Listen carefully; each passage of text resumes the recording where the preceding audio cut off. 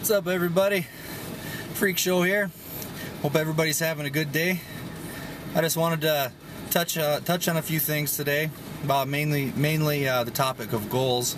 But before I get into that, I would like to first give a big shout out to Relentless Detroit coming up here in November. If you haven't already, stop by on my Facebook page and check out all of our info we got about Relentless Detroit. We got our fundraising page. The links are set up on my fundraising page, and we also got these badass t-shirts that are specialized for me that are going on sale. They already are on sale. All the proceeds will go directly to Relentless Detroit. I believe we are already above what we made last year after the meet was already done at Relentless Detroit, so we're already off to a super good start. Let's see. Goals. I've been having a real tough time lately with the start of this training cycle. I'm having a lot of problems going into the gym and not going into overdrive. Like, I've been going to the gym, let's say on a squat day. I'm trying to learn how to squat raw. I've addressed it as one of my big problems, is learning how to squat raw. It's just something that I kind of forgot how to do along the years.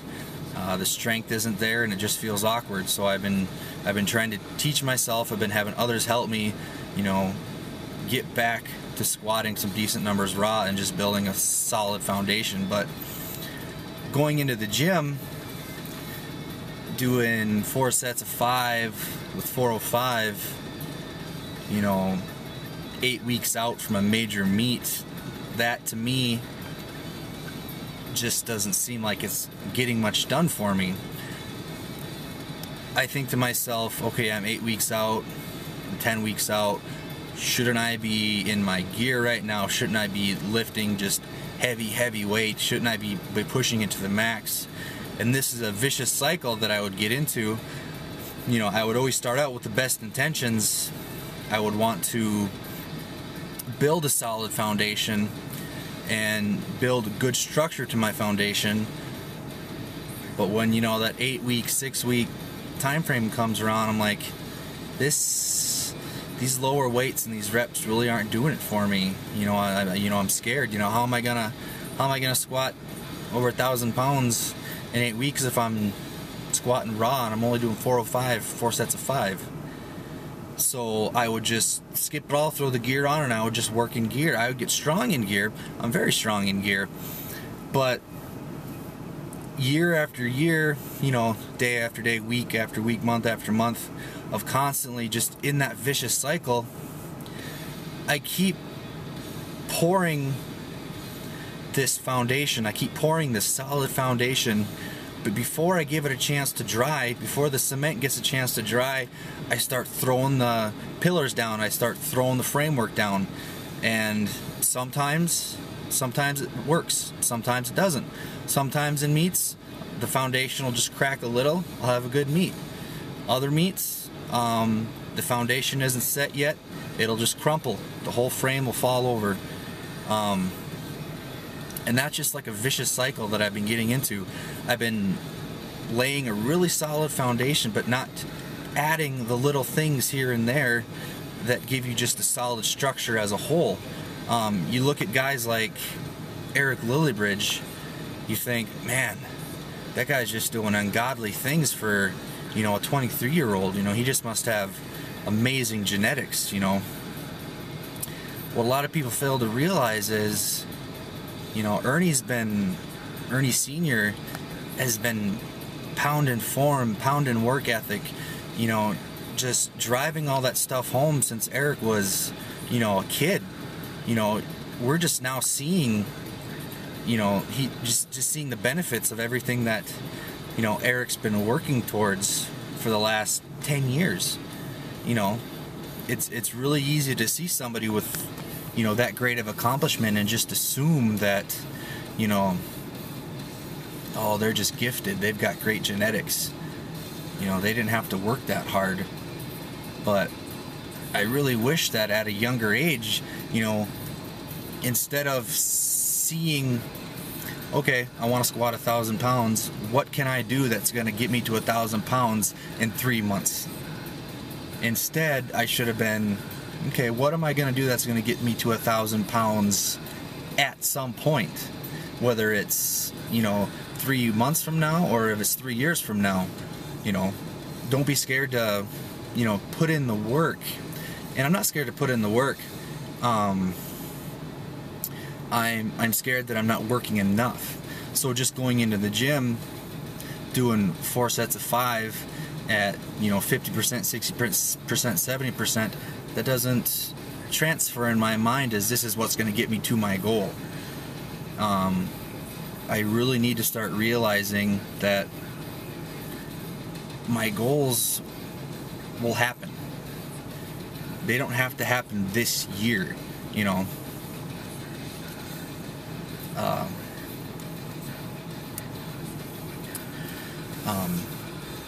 It's okay to take the little steps, and the little steps is what's going to build your foundation, build your structure.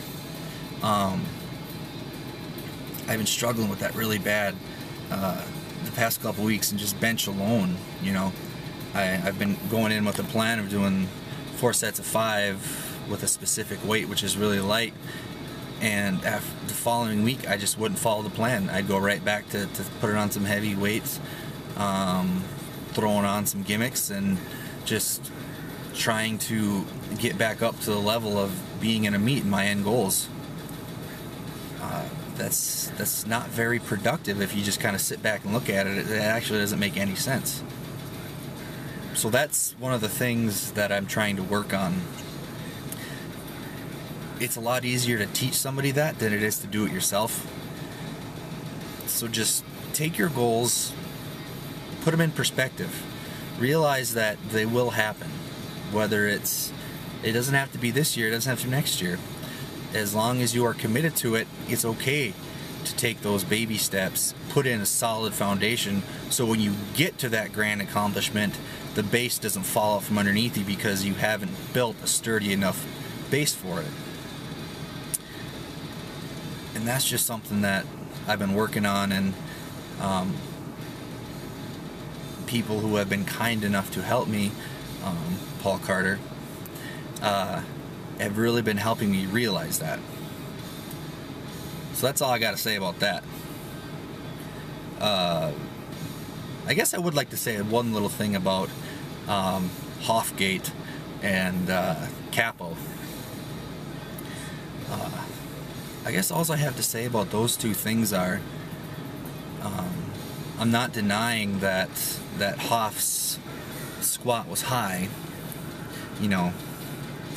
but take away his third squat, and that gives him, what, 2,900 for the third or fourth time in his career. How many people have totaled 2,900, let alone 4 or 5 times? It's easy for me to kind of look past something like that because I've met Dave. Dave's an extremely nice guy. When I first met him, he went out of his way to introduce himself to me, knew who I was. He was very helpful, just trying to help me out as much as he could. He never acted like he was above me, and he never made me feel like I was below him. Someone who has great talent and great skill can completely mess it all up by being just an arrogant prick. There's a lot of people out there that think they deserve a lot of respect because they have respectable numbers, but if you treat people like shit and you're a bad person, you're never going to be put on that level. All professional athletes, anybody who's at the top of their game, has a hiccup. And what makes you think that Hoff isn't going to come back at his next meet and hit it again? A lot of people complained that he would never leave the SPF. He would never leave the federation. He got called out to go to a different fed. He went to that other fed and he rocked it. He proved to everybody that he could total huge in a different fed. So I guess I really don't know what people want from him. all I can say is he's going to go down as one of the greatest lifters of all time. And are people really going to remember that little hiccup, you know, on his road to greatness? No, I probably won't. He's a good person. He treated me with respect. He treated other people with respect. In my opinion, that goes into being great just as much as your numbers do. And about CAPO, all I really have to say about CAPO is people have been complaining about the depth on squats and stuff like that. But what has complaining about feds and squat depth and bench lockouts, what has that gotten anyone? People have been complaining more and more every month, every year, for as long as powerlifting's been around. Has that cured the problem? No, it certainly hasn't. Every year it gets worse and worse and worse. People bitch more and more and more about stuff that just does not matter. You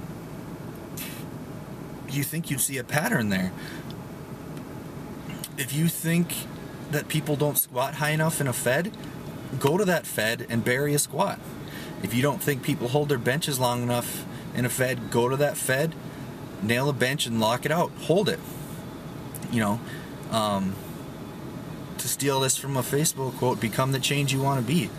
You know, I know Brandon's not the first person to say that.